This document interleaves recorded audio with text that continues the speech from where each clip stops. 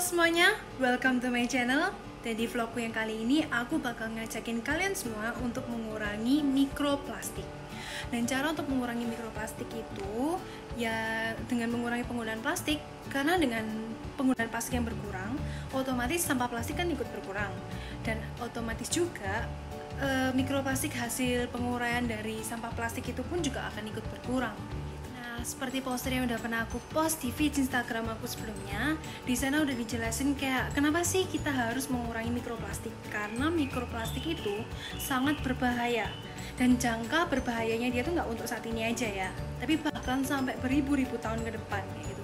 Dan efek bahayanya dia juga itu nggak hanya untuk kita sebagai makhluk hidup, tapi untuk lingkungan juga. Jadi lingkungan itu efek bahayanya itu bisa kena ke udara, air, tanah, dan kita sebagai makhluk hidup itu bisa membahayakan kesehatan hewan, kita sebagai manusia, dan juga tumbuhan kayak gitu. Nah, makanya itu ngajakin kalian untuk mengurangi penggunaan plastik dan untuk mengurangi mikroplastik itu sendiri.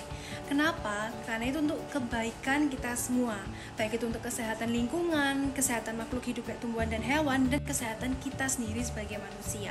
Nah, habis gini aku bakal share ke kalian berbagai cara untuk mengurangi penggunaan plastik. Penasaran?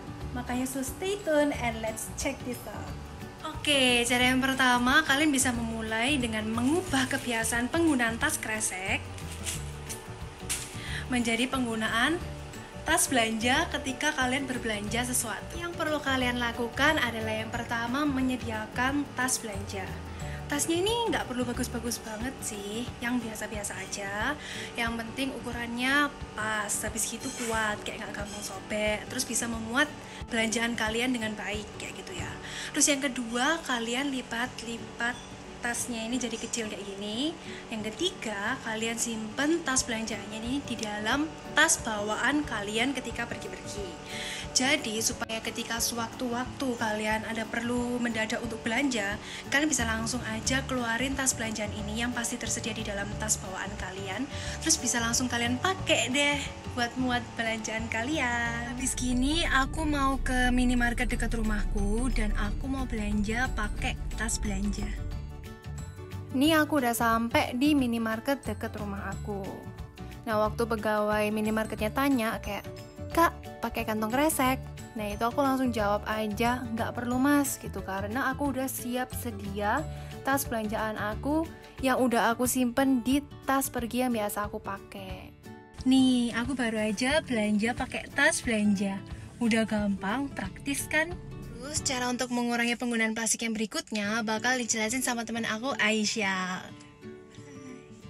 Cara kedua yang bisa kalian lakukan untuk mengurangi sampah plastik adalah dengan menggunakan botol tumbler sebagai pengganti botol plastik sekali pakai. Menggunakan botol tumbler dapat memberikan 3 manfaat. Yang pertama, lebih hemat biaya. Yang kedua, lebih sehat untuk tubuh. Yang ketiga, membantu menyelamatkan bumi dengan cara mengurangi sampah plastik. Cara selanjutnya akan dijelaskan oleh Vanda. Untuk cara yang ketiga adalah penggunaan paper straw atau sedotan dari kertas untuk pengganti sedotan plastik, di mana saat ini telah banyak restoran-restoran yang telah mengaplikasikan peraturan zero waste atau bebas sampah.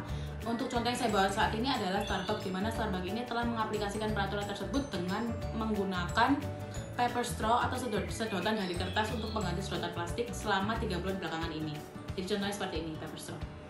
Oke, untuk cara keempat akan disampaikan oleh teman saya, Cindy. Oke, terima kasih Vanda. Nah, cara selanjutnya adalah mendaur ulang sampah plastik. Bagi kalian nih yang di rumahnya banyak barang-barang bekas dari plastik, contohnya botol plastik ini, kalian bisa memanfaatkannya menjadi barang yang bisa dipakai. Misalnya pot bunga, tempat aksesoris, lampu, dan lain sebagainya.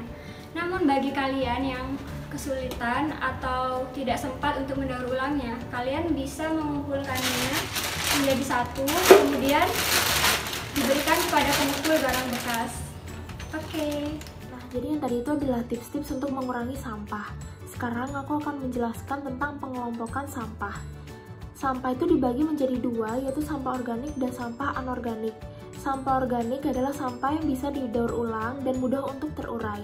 Sedangkan sampah anorganik adalah sampah yang tidak dapat didaur ulang dan butuh waktu yang lama untuk terurai.